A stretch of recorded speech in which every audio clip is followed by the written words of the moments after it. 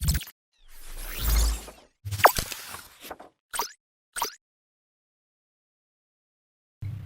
semua, apa kabar? Semoga semuanya sehat selalu ya. Kali ini kita akan mengenal beberapa tanaman obat keluarga beserta khasiat dan cara pembuatannya. Yuk disimak videonya baik-baik. Apa sih yang dimaksud dengan tanaman obat keluarga atau disebut juga dengan tanaman herbal? Jadi, tanaman obat keluarga adalah sebidang tanah, baik di halaman, pekarangan, atau di kebun, yang dimanfaatkan untuk menumbuhkan tanaman yang berkhasiat obat dalam upaya memenuhi kebutuhan obat keluarga. Toga di sini dimaksudkan agar masyarakat memperoleh pelayanan kesehatan dengan cara yang murah, mudah, aman, dan nyaman. Pasti ada yang bertanya-tanya nih, bagaimana sih mengetahui suatu tanaman tertentu termasuk tanaman obat keluarga atau bukan?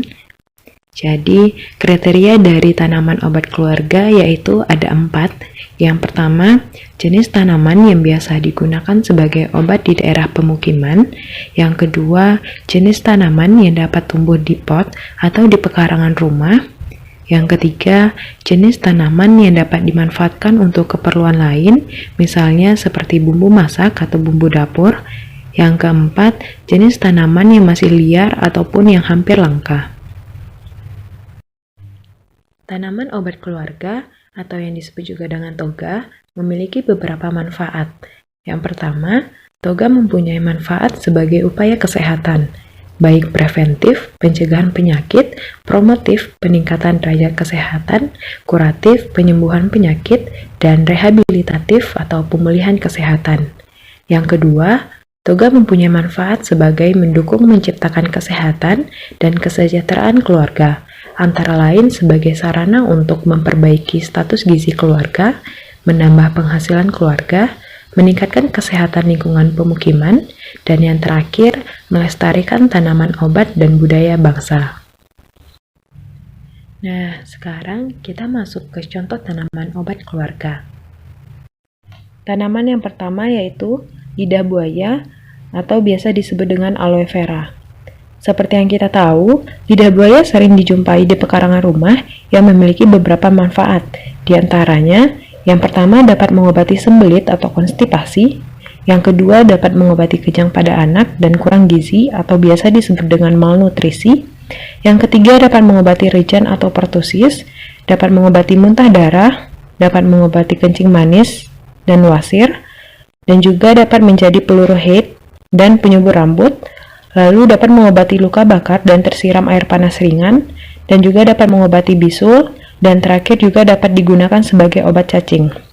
Di mana bagian yang digunakan di sini adalah bagian daun, bunga, dan akar. Lanjut ke cara pembuatan dari lidah buaya. Yang pertama untuk penyubur rambut, caranya dibelah daun lidah buaya segar secukupnya. Setelah itu diambil bagian dalam yang rupanya seperti agar-agar, digosokkan ke kulit kepala sesudah mandi sore, lalu dibungkus dengan kain. Dan keesokan harinya rambut dapat dicuci. Cara ini dapat dilakukan setiap hari selama 3 bulan untuk mencapai hasil yang memuaskan. Yang kedua, untuk luka bakar dan tersiram air panas ringan. Caranya, daun dicuci bersih, setelah itu diambil bagian dalamnya dan ditempelkan pada bagian tubuh yang terkena api atau air panas. Yang ketiga, untuk bisul, daun dilumatkan, ditambahkan sedikit garam dan ditempelkan pada daerah bisul. Untuk kencing manis atau diabetes mellitus, caranya 1 batang lidah buaya dicuci bersih, diambil durinya, lalu dipotong-potong seperlunya. Setelah itu, direbus dengan 3 gelas air sampai menjadi 1,5 gelas, dan diminum sehari 3 kali 1,5 gelas habis makan. Untuk batuk rejan, direbus daun sekitar 15-18 cm, setelah itu ditambahkan gula, lalu diminum. Untuk mengobati cacingan dan susah buang air kecil, caranya direbus 15-30 gram akar kering lidah buaya, lalu diminum. Untuk muntah darah, direbus 10-15 gram bunga kering lidah buaya, setelah itu dapat diminum. Untuk wasir, setengah batang daun lidah buaya, dibuang duri-durinya dan dicuci bersih. Setelah itu dapat diparut dan ditambahkan setengah cangkir air matang dan 2 sendok makan madu. Setelah itu diaduk dan disaring. Cara ini dapat dilakukan sehari 3 kali. Untuk mengobati sembelit, dicuci setengah batang daun lidah buaya, setelah itu dibuang kulit dan durinya, dicincang-cincang isinya, lalu diseduh dengan setengah cangkir air panas. Setelah itu, ditambahkan madu 1 sendok makan, dan makan ramuan ini sehari 2 kali. Namun perlu diperhatikan bahwa lidah buaya ini dilarang untuk wanita hamil, gangguan pada sistem pencernaan, dan diare. Tanaman yang kedua yaitu mengkudu, atau biasa disebut dengan Morinda citrifolia. Adapun khasiat dari mengkudu yaitu yang pertama dapat mengobati hipertensi, dapat mengobati sakit kuning, dapat mengobati demam dan sakit perut. Biasanya bagian yang digunakan dari tanaman ini adalah buah dan daun. Untuk pengobatan hipertensi dan pengobatan sakit kuning, caranya diperas 2 buah mengkudu yang telah masak di pohon, setelah itu diambil airnya, dicampur dengan madu sampai merata dan disaring. Setelah itu diminum 2 kali sehari. Untuk mengobati demam, direbus 1 buah mengkudu dan 1 rimpang kencur dengan 2 gelas air sampai mendidih, hingga tinggal 1 gelas air. Setelah itu disaring dan diminum 2 kali sehari. Untuk mengobati sakit perut, ditumbuk halus 2-3 daun mengkudu, setelah itu ditambahkan garam dan dicampur dengan air panas. Setelah dingin, disaring dan diminum. Tanaman yang ketiga yaitu lengkuas atau disebut juga dengan Alpinia galanga. Adapun khasiat dari lengkuas, yang pertama dapat meredakan nyeri sendi atau rematik, dapat mengatasi gangguan pernafasan atau bronkitis, sebagai obat sakit limfa, dan terakhir sebagai obat sakit panu. Bagian yang biasa digunakan pada tanaman ini adalah rimpang.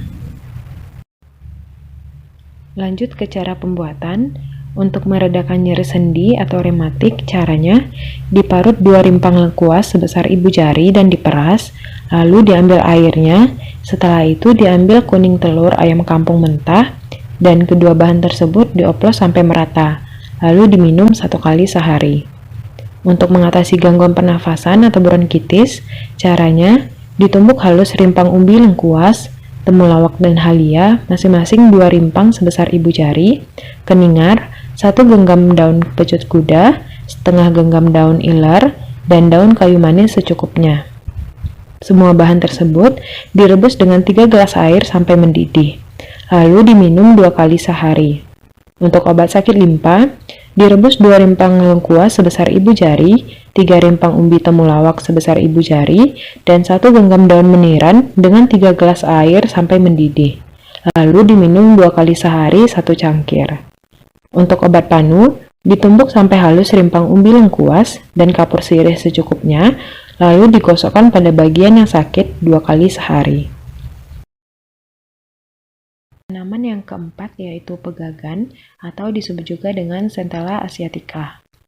Adapun khasiat dari pegagan, yang pertama dapat meningkatkan daya ingat, yang kedua dapat peluruh air seni, yang ketiga dapat menurunkan darah tinggi, yang keempat dapat mengobati wasir, bisul, dan batuk kering, yang kelima dapat mengobati batuk darah, muntah darah, dan mimisan, dan yang keenam dapat menambah nafsu makan. Bagian yang biasa digunakan itu adalah herba.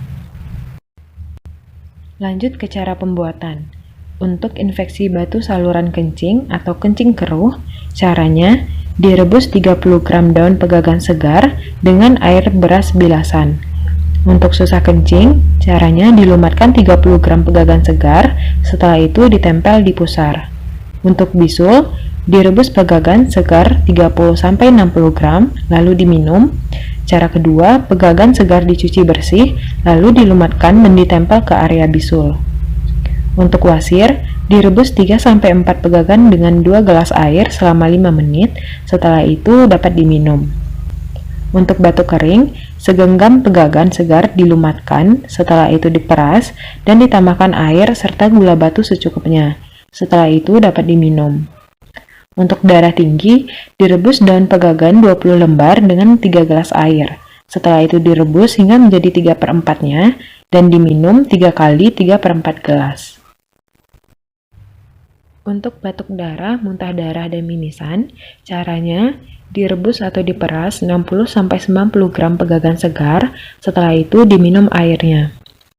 Untuk menambah nafsu makan, direbus 1 genggam daun pegagan segar dengan 2 gelas air sampai menjadi 1 gelas. Setelah itu diminum sehari 1 gelas. Tanaman yang kelima adalah daun sirih atau disebut juga dengan pipar betel. Adapun khasiat dari daun sirih yaitu sebagai pengobatan alergi atau biduren, dapat mengobati diare, menghentikan pendarahan gusi dan hidung, dapat mengobati sakit gigi berlubang, dapat mengobati batuk, dan menghilangkan bau mulut. Bagian yang biasa digunakan pada tanaman ini adalah daun. Untuk cara pembuatan alergi atau biduren, caranya ditumbuk bersama-sama sampai halus 6 lembar daun sirih, 1 potong jahe kuning, 1,5 sendok minyak kayu putih. Setelah itu dioleskan pada bagian badan yang gatal-gatal. Untuk mengobati diare, caranya ditumbuk bersama-sama sampai halus 4-6 lembar daun sirih, 6 biji lada, 1 sendok makan minyak kelapa. Setelah itu digosokkan pada bagian perut.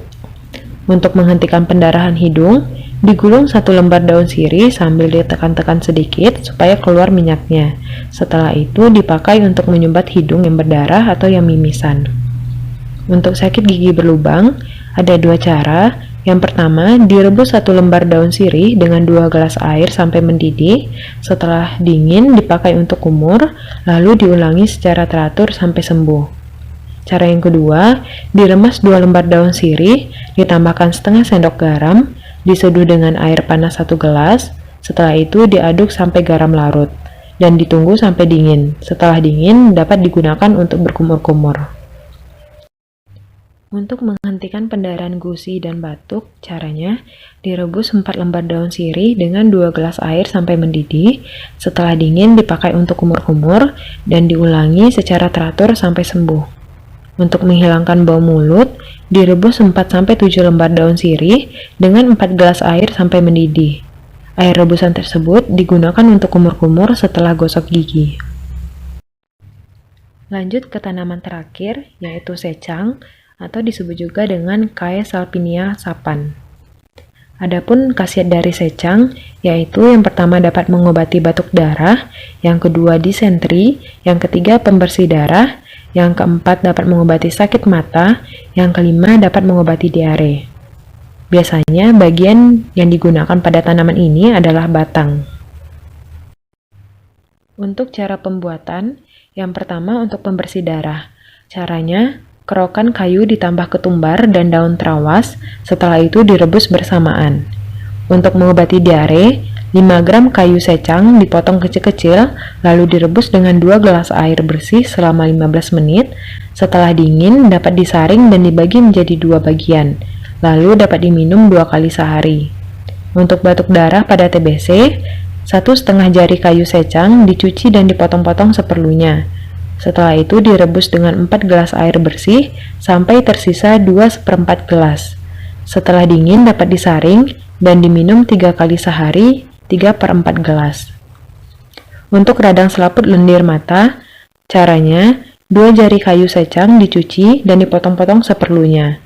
Setelah itu direbus dengan 3 gelas air bersih sampai tersisa 1,5 gelas.